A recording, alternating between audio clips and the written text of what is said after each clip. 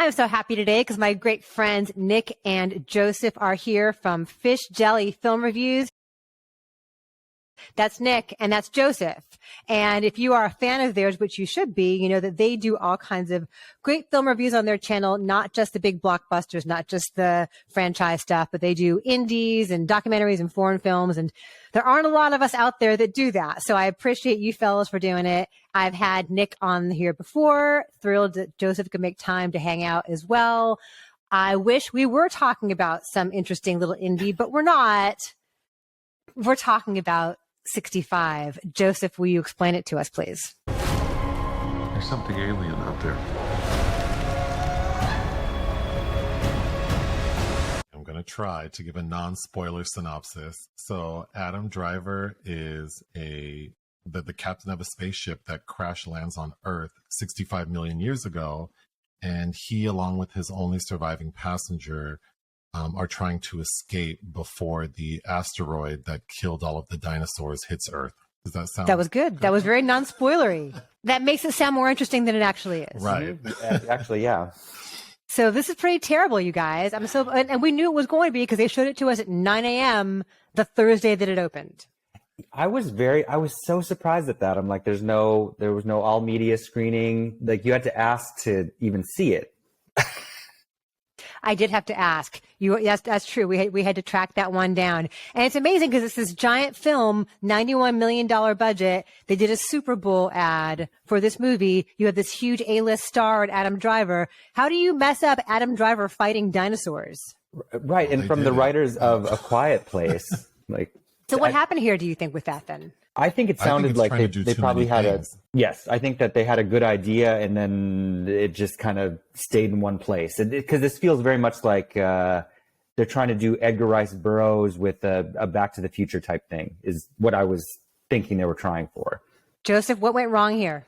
Gosh, I mean, it's trying to be a drama, a sci-fi dinosaur movie, an action film, like space travel, and none of it is executed that well. The only thing I can say is that I thought it did look good. I saw comments that people didn't like how the film looked. I did. But yeah, even the choice of using dinosaurs that aren't like the most well-known dinosaurs was kind of odd to me. Just all around, very disappointing. And I was excited to watch this movie. Why? I like space travel. I like dinosaurs. I like Adam Driver. I thought putting those three together would make sense, but it didn't. The guys who wrote A Quiet Place with John Krasinski they wrote and directed this, and it just feels like it's trying to do too much, and it's so rushed. Like it's trying to be this wild survival story, but also this very poignant family drama. And the reason that Adam Driver's character is on this mission is because he needs to get medicine for his daughter, Chloe Coleman, who was in My Spy, who was good in My Spy. She's also good on Big Little Lies. She's ailing from some illness they don't specify, and he needs to be able to afford the medicine to get her better. And that's supposed to land with some emotion, and it feels really rushed and kind of like wedged in.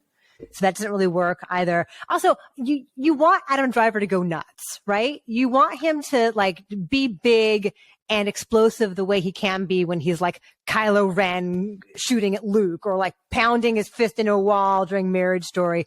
And he doesn't get a chance to really like be crazy Adam Driver. Like if you're not going to be wild-eyed and screaming when you're fighting dinosaurs, then when are you? I agree. I thought he was too calm. Like when he first steps off the spaceship and he just walks into the swamp, and even like traversing, they're trying to get from point A to point B to get to the escape vessel. And even how he's walking through the land, like through open fields, he doesn't seem afraid of anything. And maybe that's a function of who he is. Like he's not, I don't know if this is a spoiler, but he's clearly not like a human as we know them because he's on Earth 65 million years ago. So I don't know if he being some sort of alien, like that's his temperament, but I didn't feel any tension. I feel like, there's absolutely no tension. And I really thought that all of the flashbacks to Chloe Coleman and the messages that he's watching from her felt very corny, and I really didn't like, especially with the score from Chris Bacon, trying to insert this surrogate father-daughter thing with Koa, played by Ariana Greenblatt. I just thought all of that felt real hokey, like it was supposed to be some family drama. And then all of a sudden there's these Komodo dragon dinosaurs and she has to help him.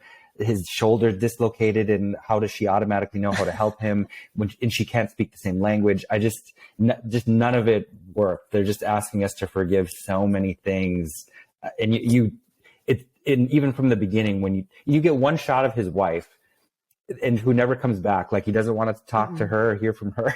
I just thought it was, I usually like a movie that's a hour and a half, but this really needed a lot more for what it's trying to do. It did, yeah, for sure. And then, yeah, Ariana Greenblatt's character doesn't speak English. Like she's from, it's the past, but it's the future at the same time. And so she like speaks a whole different language from the planet that they're on. And like she's forced to just sort of mimic him in cutesy ways. And then the awkward way that they insert humor is her making fun of him for being uptight. Like, but there's nothing to either of their characters. So you don't really care whether they make it out alive, whether she becomes like a surrogate daughter figure to him. And the problem is like, we're watching The Last of Us, which is excellent, which is also this like reluctant shepherd with this young girl who he has to take care of. And like anything would pale by comparison, but this really does. Yeah, I think some of the dinosaurs look kind of like Chuck E. Cheese animatronics. Some of them were cool looking, but some of them look really fake. Getting back to the English, I was going to say, do we think that humans today are descendants of like who Adam Driver is 65 million years ago, like that alien species? And if so, why is he speaking like North American English? That threw me off. I don't know. That's a good question. Nick, do you have an answer to this? I guess in some kind of Promethean kind of Ridley Scott way, maybe it's trying to do that, but I don't know. Like just the English does kind of throw me off, but not as much as say the slang used in Avatar: The Way of Water. Like why are they speaking this way? Yeah, like why are we speaking this way? So yeah, my gosh. I guess that it's leaning into that, but again, those are the more interesting elements of it. Are these corpses that were left behind on this planet when this asteroid hit? Is that where we evolved from? I don't know. That's more interesting, but we don't get there to ponder that. No. After watching it, I can see why they didn't want to show it to us. All right. So we do numbers here from 1 to 10 here at Breakfast All Day. Nick, what is your number for 65? Although that you operate on a different scale, I'm keeping my score at 1. Oh. I would give it 3 out of 10. You're a 1. That's kind. I'm saying 2. I'm right between you. It had a couple of jolts, couple of cool camera work, little tricks here and there, but for the most part, this kind of sucked. So 65, it's only in theaters. Don't go see it, but do check out Fish Jelly film reviews because they're fun. Thanks, guys.